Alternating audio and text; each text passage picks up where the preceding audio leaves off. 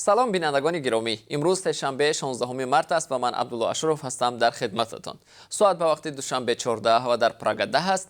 حالا تازه ترین خبرهای تاجیکستان و جهان را پیشکشی شما میکنیم. صبح امروز 16 مارت یک گروه از متخصصان روسپاتربنادزور خدمات فدرالی حفظ حقوق مشتری و بهداشت روسیه وارد دوشنبه شدند. سفارت روسیه در تاجیکستان امروز خبر داد که گروه متخصصان واگیرشناس از پژوهشگاه میکروب که تابع روسپاتربنادزور است برای ارزیابی وضع اپیدمیولوژی وارد تاجیکستان شدند. هدف کارشناسان تقویت بخشیدن همکاری‌ها میان روسپاتربنادزور و وزارت تندرستی تاجیکستان به خاطر حمایت بهداشت اهالی دو کشور گفته می شود. از این پیش کمیسیه بین دولتی تاجیکستان و روسیه در مسکو به موافقه رسیده بود که یک گروه از متخصصان روس به تاجیکستان می آیند و وضع اپیدمیولوژی کشور را ارزیابی می کنند. این پیشنهاد روسیه زمان صدا داده بود که جانب تاجیکستان گفت که سرایت کرونا ویروس در کشور قطع شده است و خواستار گشودن مرزها و برقرار کردن پروازهای منتظم هواپیما میان دو کشور شده بود. در پاسخ جانب روسیه گفت نخست باید کارشناسان واگیرشناس این کشور وضع اپیدمیولوژی تاجیکستان را ارزیابی کنند. مرز روسیه برای شهروندان تاجیکستان حالا بسته باقی میماند و مهاجران کاری به این کشور سفر کردن نمیتوانند. با استثنای حالت‌هایی که چندی از شرکت‌های روسیه خود در تاجیکستان کارگر انتخاب کرده یک گروه خیلی محدود را به کار جلب می‌کنند. بینندگان عزیز، ما از شما درباره کی باز شدن راه‌ها به روسیه زیاد سوال می‌گیریم. پس از آن که این کارشناسان روس وضع بهداشتی و یا اپیدمیولوژی تاجیکستان را ارزیابی می‌کنند، روسیه گفته است در مسئله باز کردن مرزها و از سر گرفتن پروازهای معمولی هواپیما میان دو کشور تصمیم می‌گیرد.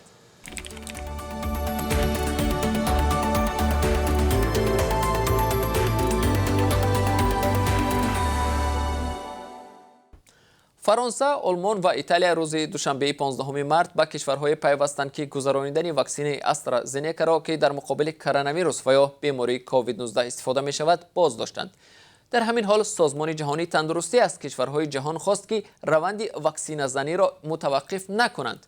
هلند، بلغارستان، تایلند و ایرلندیا چند روز پیش روند گذرانیدن واکسن ساخت شرکت بریتانیایی شوئدی استرازنیکا را متوقف کرده بودند. قبلا دانیا و نروژ نیز از تاثیر نامطلوب این واکسن به بدن مثل لخته‌شوی خون یا خونریزی بر اثر گذرانیدن این واکسن گزارش دادند. خاطر نشان میکنم که هفته گذشته تاجیکستان در دایره برنامه کوواکس سازمان جهانی تندرستی 192,000 وایه واکسن استرازنیکا را که در هندوستان تولید شده است دسترس کرد.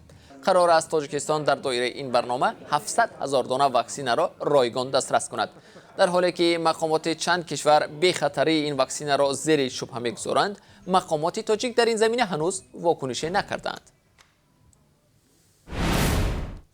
سابق پرزیدنت ارمنستان لیوان ترپتراسیان میگوید استعفای فوری سروزیر این کشور نیکول پاشینیان به نفع ارمنستان است. او پیشنهاد کرده است که پاشینیان از طرف پارلمانت ارمنستان مسئولیت کسب نموده حداقل برای مدت کشور را ترک کند. ترپتراسیان 76 ساله که از سال 1991 تا سال 1998 رهبری ارمنستان را بر عهده داشت در یک سامانه ارمنی نوشته است که او با مخالفان حکومت موافق است که در دوره انتخابات سر قدرت ماندن پاشینیان قابل قبول نیست. صرف نظر از فشار مخالفین، سروزیر پاشینیان از استعفا خودداری ورزیده اصرار دارد که در شرایط معین حاضر است از انتخابات پیشکی پشتیبانی کند. روز 15 مارت قمچیبک توشیف رئیس کمیته امنیتی ملی قرقیزستان با سفر رسمی به تاجیکستان آمد. او با رئیس کمیته دولتی امنیتی ملی تاجیکستان سیمومین یتیموف واخورد و مسئله اساسی در جریان ملاقات علامتگذاری مرز دو کشور خواهد بود. جلسه کمیسی‌های حکومتی در خوجند که این دو مقام قدرتی رهبری می‌کنند از 15 تا 18 مارت ادامه خواهد کرد. با گفته دفتر مطبوعات کمیته دولتی امنیتی ملی قرقیزستان، توشیف و یتیموف بار اول ملاقات می‌کنند. از این رو علاوه بر مسئله تعیین مرز، آنها یک قطار موضوعهای مهم دیگر را نیز بررسی خواهند کرد. موضوعهای بررسی شونده مقاومت مشترک با چالش‌های معاصر و تهدیدها به امنیت دو کشور میباشند. ضمناً شهروندان قرقیزستان که پیشتر در تاجیکستان بازداشت شده بودند به وطن برگشتند. در این باره از حکومت ولایت بادکندی قرقیزستان خبر می‌دهند.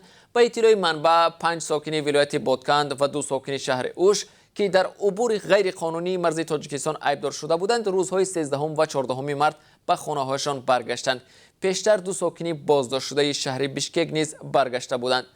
مسئولان حکومتی ولایت بادکند میگویند شهروندان قرقیزستان برای عبور غیر قانونی مرز تاجیکستان جریمه شدند.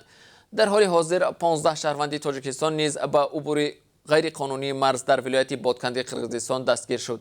گفته می شود تاجیکستانی های دستگیر شده بر اساس قانونگذاری قرقیزستان به جوابگری کشیده خواهند شد.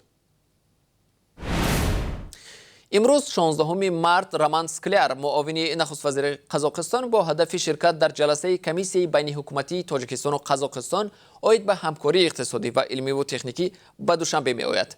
در کار جلسه نمایندگان وزارت و اداره‌های مربوطه هر دو کشور شرکت می‌ورزند.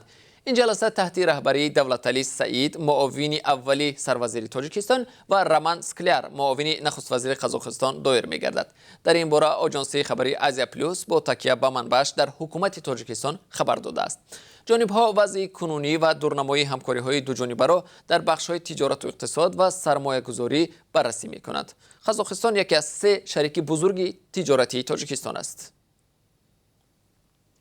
یک دیسک جاکی 20 ساله از قزاقستان به گرفتن جایزه آمریکایی گریمی در سال 2021 سزاوار دانسته شد. ایمانبک ژیکنف ساکن شهر پاولادر قزاقستان دیروز در لس آنجلس در مراسم تقدیم جایزه های گریمی 2021 اشتراک نداشت زیرا از سبب کرونا ویروس این چاره‌بینی به طور آنلاین دایر شد. ژیکنف در بخش موسیقی غیر کلاسیکی پیروزی به دست آورد. این اولین بار است که یک زاده آسیای مرکزی به گرفتن چنین جایزه معتبر نائل شده است. بازی دسته‌های فوتبال تاجیکستان و مغولستان با 10,000 تماشابین در شهر دوشنبه می‌گذرد. این نخستین بازی پس از پاندمی با حضور کامل مخلصان در میدان خواهد بود. بازی دوره هفتم مرحله دوم انتخابی جام جهان 2022 در گروه F میان دسته‌های منتخب تاجیکستان و مغولستان با اشتراک مخلصان برگزار می‌گردد. طبق اطلاع فدراسیون فوتبال تاجیکستان بازی مذکور روز پنجشنبه 25 مارت در ورزشگاه مرکزی جمهوری در شهر دوشنبه برگزار می شود. آغاز بازی ساعت 18 در نظر بوده ارزش چیپته‌ها در حجم 20 سامانی معین شده است. به اطلاع منبع با موافقه با فیفا بازی را تا 10,000 مخلصان می توانند در ورزشگاه تماشا کنند. منتخب ملی فوتبال تاجیکستان در گروه F همزمان بازی‌های ماه ایون خود را با تیم‌های ژاپن 7 ایون و میانمار 15 ایون در ژاپن برگزار می‌کند. بیننده ارجمند در پایان این نشر سرخطی رویدادها همچنان نظری داشتیم به قرب ارز خارجی در تاجیکستان. بنابر قربی که بانک ملی تاجیکستان برای امروز نشر کرده است 1 دلار آمریکایی 11 سومانی و 30 درم، 1 یورو 13 سومانی و 49 درم و 1000 روبل روسی 153 سومانی و 80 درم ارزش دارد. قرب خرید و فروش اسعار خارجی در بانک‌های تجارتی نظر به قرب رسمی از 1 تا 3 سومانی میتواند فرق کند. خبر و گزارش‌های دیگر را در برنامه اخبار آزادی تقدیم شما می‌کنیم که پس از 3 ساعت مستقیما در صحیفه آزادی ویدیو در یوتیوب و هم صحیفه‌های رادیو آزادی در فیسبوک و ادنا کلاسیکی نشر می‌شود و ثبتش را هم می‌توانید آنجا ببینید.